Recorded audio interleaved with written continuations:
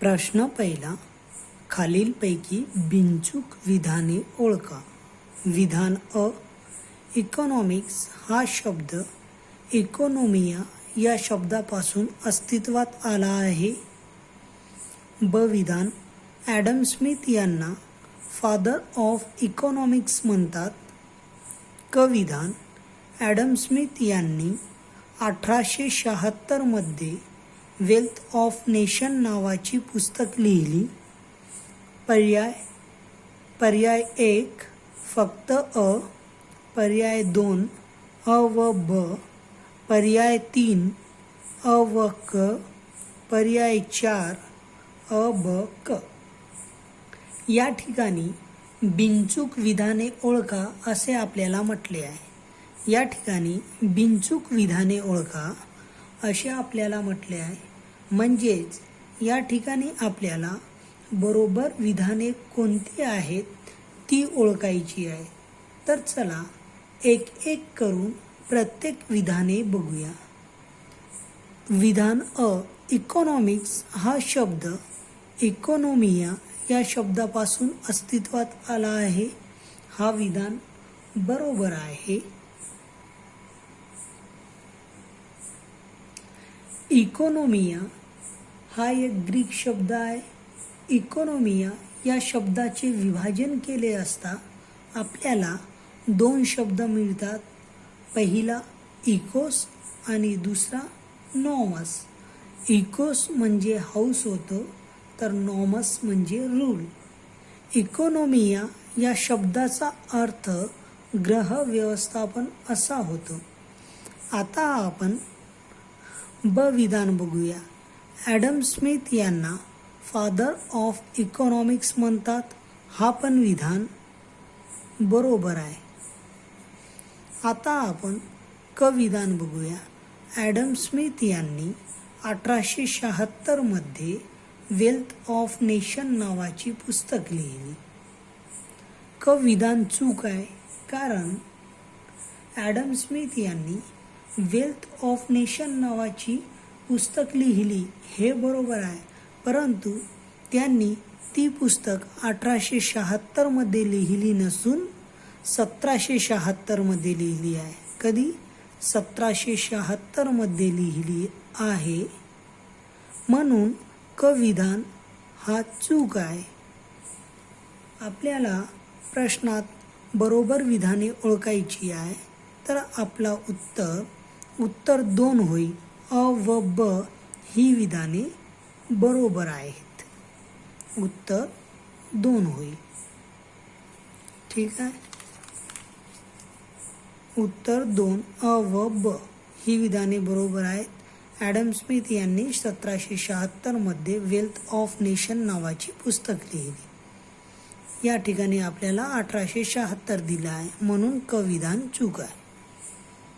आता आपण प्रश्न दुसरा बघूया.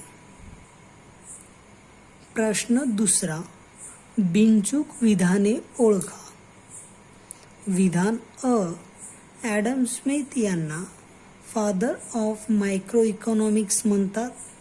विधान ब, जे.एम. केन्स यांना फादर ऑफ मॅक्रो इकॉनॉमिक्स म्हणतात. पर्याय 1 अ विधान, पर्याय 2 ब, पर्याय 3 अ व ब, पर्याय 4 एकही नाही. प्रश्नात आपल्याला बिनचूक विधाने ओळखायची आहे. म्हणजेच आपल्याला बरोबर विधाने कोणती हे आपल्याला बघायचं आहे. तर चला एक एक करून प्रत्येक विधाने चेक करूयात. विधान अ, ॲडम स्मिथ यांना फादर ऑफ मायक्रो इकॉनॉमिक्स म्हणतात. विधान अ चूक आहे. हा विधान चूक आहे, कारण रॅग्नर फ्रिश यांना फादर ऑफ मायक्रो इकॉनॉमिक्स म्हणतात, म्हणून हा विधान चूक आहे. आणि ॲडम स्मिथ यांना फादर ऑफ इकॉनॉमिक्स म्हणतात.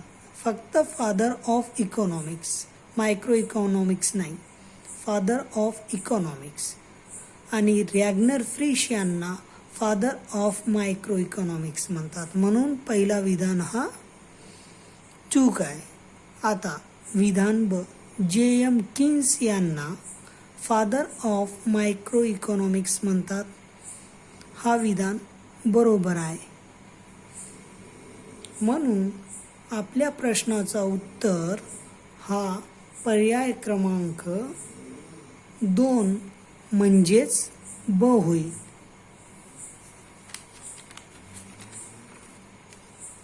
आपल्या प्रश्नाचं उत्तर 2 रॅग्नर फ्रिश यांना फादर ऑफ मायक्रो इकॉनॉमिक्स म्हणतात. म्हणून उत्तर 2 होईल.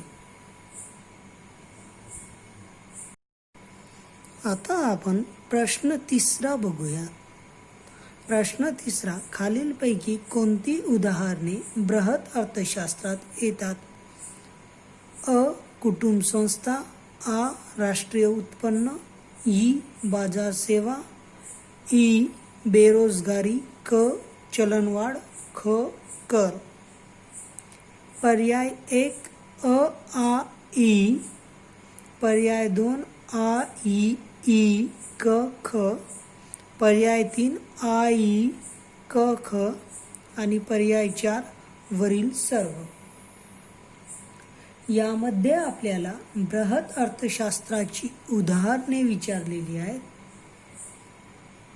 या प्रश्नाचा आन्सर काढण्यासाठी आपल्याला सूक्ष्म अर्थशास्त्र आणि बृहत अर्थशास्त्र यांच्यातील बेसिक डिफरन्स माहीत असायला पाहिजे. सूक्ष्म अर्थशास्त्र म्हणजे मूलभूत आणि एकेरी स्तरावर ज्या प्रक्रिया घडतात, ज्या आर्थिक प्रक्रिया घडतात त्यांचा अभ्यास ज्या शाखेत केला जातो त्या सूक्ष्म अर्थशास्त्र असे म्हणतात. तर राष्ट्रीय आणि आंतरराष्ट्रीय स्तरावर ज्या आर्थिक प्रक्रिया घडतात त्यांचा समावेश बृहत अर्थशास्त्रात होतो. म्हणून कुटुंब संस्था आणि बाजार सेवा या सूक्ष्म अर्थशास्त्राचे उदाहरण आहेत. कुटुंब संस्था आणि बाजार सेवा या सूक्ष्म अर्थशास्त्राचे उदाहरण आहे. आणि बाकीचे सर्व म्हणजेच राष्ट्रीय उत्पन्न, बेरोजगारी, चलनवाढ आणि कर ही बृहत अर्थशास्त्राची उदाहरणे आहेत. म्हणून आपला उत्तर हा पर्याय क्रमांक 3 होईल. आ, ई, क, ख हे बरोबर आहेत. म्हणून आपला उत्तर पर्याय क्रमांक 3 होईल.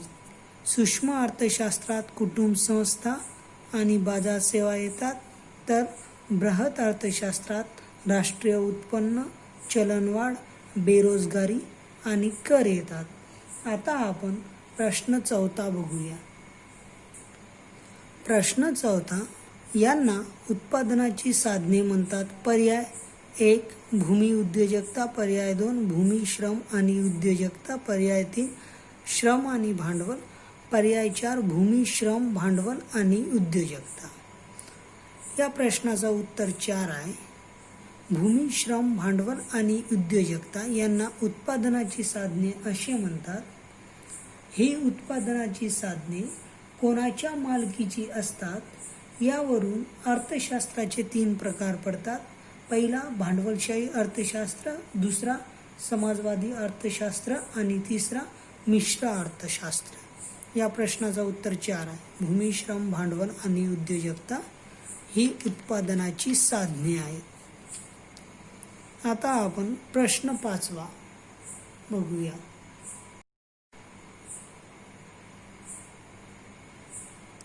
प्रश्न 5, खालीलपैकी चूक नसलेली विधाने कोणती? विधान अ, भांडवलशाही अर्थव्यवस्थेला हस्तक्षेप विरहित अर्थव्यवस्था म्हणतात. विधान ब, भांडवलशाही अर्थव्यवस्थेत ग्राहक सार्वभौम असतात. विधान क, सामाजिक न्याय प्रस्थापित करणे हे भांडवलशाही अर्थव्यवस्थेची प्रमुख उद्दिष्ट असतात. आणि विधान ड, भांडवलशाही अर्थव्यवस्थेत बाजारपेठेत स्पर्धेचे प्राबल्य असते. पर्याय 1 अ, ब आणि ड, पर्याय 2 अ आणि क, पर्याय 3 अ व ब, पर्याय 4 अ, ब, क आणि ड. आपल्याला प्रश्नात चूक नसलेली विधाने म्हणजेच बरोबर विधाने विचारली आहेत. तर चला चेक करूयात. विधान अ, भांडवलशाही अर्थव्यवस्थेला हस्तक्षेप विरहित अर्थव्यवस्था म्हणतात. विधान अ बरोबर आहे, कारण भांडवलशाही अर्थव्यवस्थेत उत्पादन साधनाची मालकी खाजगी भांडवलदाराची असते. वस्तू व सेवांच्या उत्पादन व त्यांच्या किमती खाजगी भांडवलदार ठरवितो, म्हणजेच यामध्ये सरकारचा हस्तक्षेप नसतो. म्हणून भांडवलशाही अर्थव्यवस्थेला हस्तक्षेप विरहित अर्थव्यवस्था असे म्हणतात. आता आपण विधान ब बघूया. भांडवलशाही अर्थव्यवस्थेत ग्राहक सार्वभौम असतात. हा विधान बरोबर आहे. आता आपण विधान क बघूया. विधान क, सामाजिक न्याय प्रस्थापित करणे हे भांडवलशाही अर्थव्यवस्थेची प्रमुख उद्दिष्टे असतात. हा विधान चूक आहे, कारण सामाजिक न्याय प्रस्थापित करणे हा भांडवलशाही अर्थव्यवस्थेचा उद्दिष्ट नसून समाजवादी अर्थव्यवस्थेचा प्रमुख उद्दिष्ट आहे. म्हणून क विधान चूक आहे. ड, भांडवलशाही अर्थव्यवस्थेत बाजारपेठेत स्पर्धेचे प्राबल्य असते. हा विधान बरोबर आहे. म्हणून आपल्या प्रश्नाचा उत्तर पर्याय क्रमांक 1 होईल. अ, ब आणि ड ही विधाने बरोबर आहेत, कारण आपल्याला प्रश्नात चूक नसलेली म्हणजेच बरोबर विधाने विचारलेली आहे. या ठिकाणी अ, ब आणि ड ही विधाने बरोबर असल्यामुळे पर्याय क्रमांक 1 हा आपला उत्तर होईल. आता आपण पुढचा प्रश्न बघूया. प्रश्न 6. चूक विधाने ओळखा. पर्याय अ, भांडवलशाही अर्थव्यवस्थेत उत्पादनाची साधने खाजगी मालकीची असतात. विधान ब, समाजवादी अर्थव्यवस्थेत उत्पादनाची साधने खाजगी व सरकारी मालकीची असतात. विधान क, भांडवलशाही अर्थव्यवस्थेत वस्तू व सेवा यांच्या किमती बाजार यंत्रणेवरून ठरतात. विधान ड, समाजवादी अर्थव्यवस्थेत वस्तू व सेवांचे उत्पादन वैयक्तिक नफ्यासाठी होत नाही. पर्याय 1 अ व ब, पर्याय 2 फक्त ब, पर्याय 3 फक्त ब आणि पर्याय 4 ब व ड. आता आपण प्रत्येक विधाने चेक करूयात. विधान, भांडवलशाही अर्थव्यवस्थेत उत्पादनाची साधने खाजगी मालकीची असतात. हा विधान बरोबर आहे.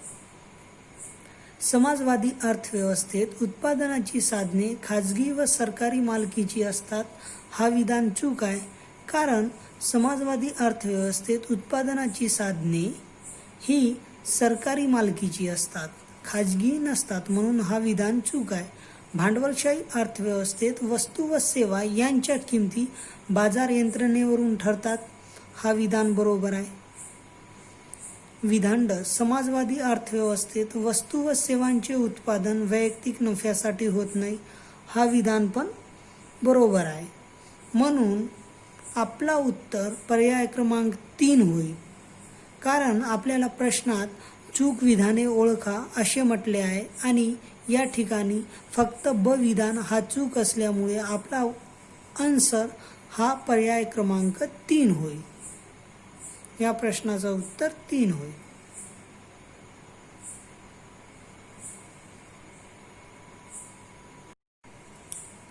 प्रश्न 7. मिश्र अर्थव्यवस्थेमध्ये विधान अ, सार्वजनिक व खाजगी क्षेत्राचे सहअस्तित्व असते.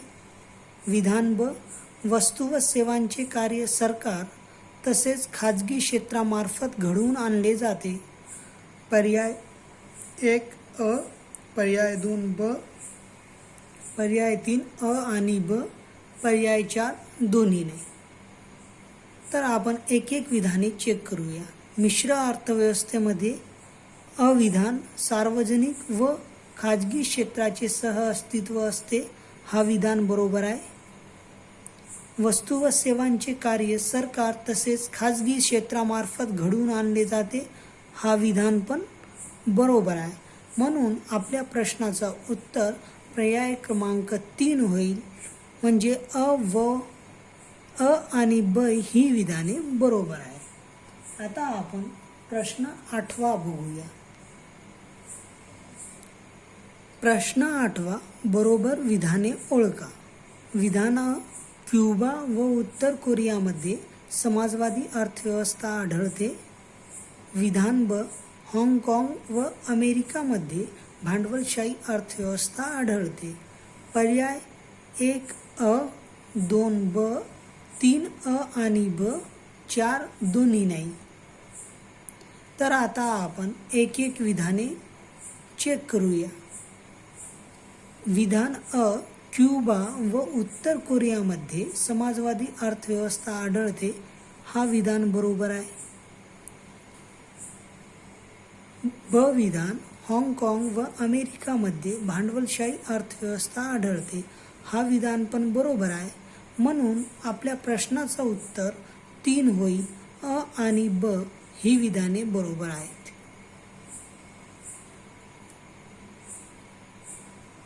आता आपण पुढचा प्रश्न बघूया. प्रश्न 9वा, विकसित अर्थव्यवस्थेत खालील लक्षणे आढळून येतात. विधान अ, दरडोई राष्ट्रीय उत्पन्न अधिक. विधान ब, कमी प्रमाणात औद्योगिकीकरण व शहरीकरण. विधान क, लोकसंख्या वाढीचा अल्पदर.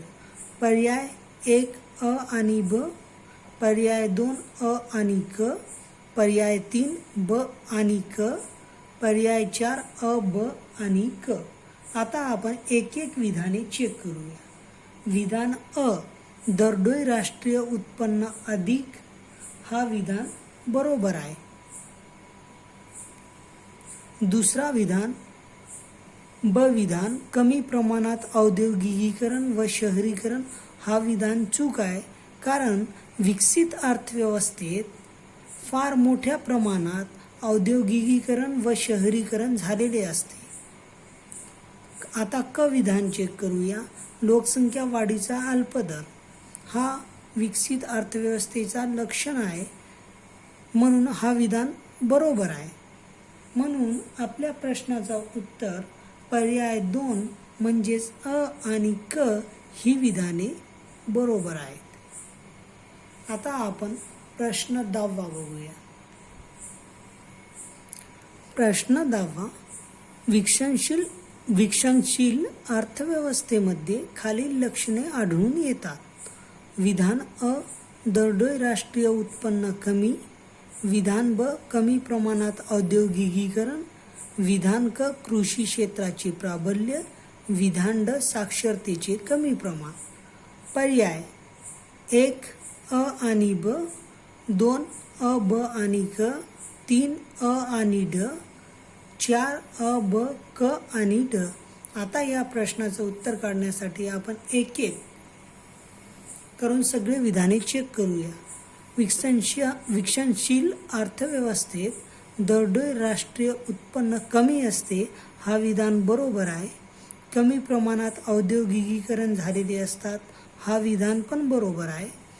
कृषी क्षेत्राचे प्राबल्य, हा विधान पण बरोबर आहेत.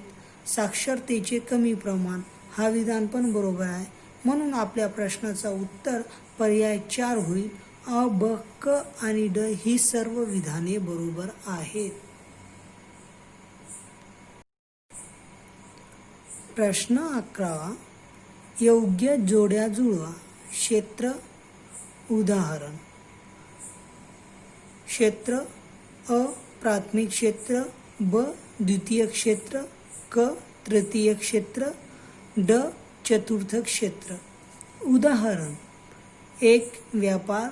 2 जंगल संपत्ती. 3 संशोधन व विकास. 4 वीज निर्मिती. पर्याय 1 पहिला पर्याय 4 3 2 1, दुसरा पर्याय 4 2 3 1, तिसरा पर्याय 2 4 1 3 आणि चौथा पर्याय 1 2 3 4. या प्रश्नाचा उत्तर 3 आहे. म्हणजेच प्राथमिक क्षेत्रात जंगल संपत्तीचा समावेश होतो. द्वितीय क्षेत्रात वीज निर्मितीचा समावेश होतो. तृतीय क्षेत्रात व्यापाराचा समावेश होतो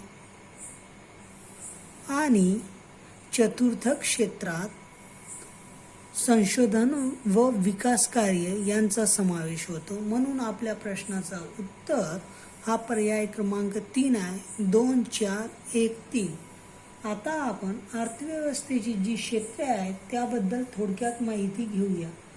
प्राथमिक क्षेत्र. प्राथमिक क्षेत्रात नैसर्गिक साधन सामुग्रीशी संबंधित कृषी व संलग्नित व्यवसाय, जंगल संपत्ती, खाणी आणि खनिज उत्पादन इत्यादी उपक्रमाचा समावेश होतो. तर द्वितीय क्षेत्रात प्राथमिक क्षेत्रातून प्राप्त वस्तूवर प्रक्रिया करून दुसऱ्या वस्तू तयार केल्या जातात.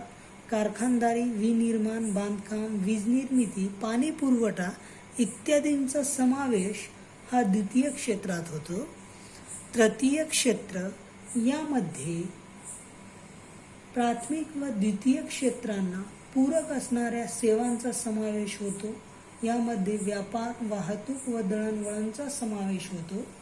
चतुर्थ क्षेत्रात उच्च बौद्धिक क्षमतेचा वापर होतो. यामध्ये संशोधन व विकास, माहिती तंत्रज्ञानाचा समावेश होतो.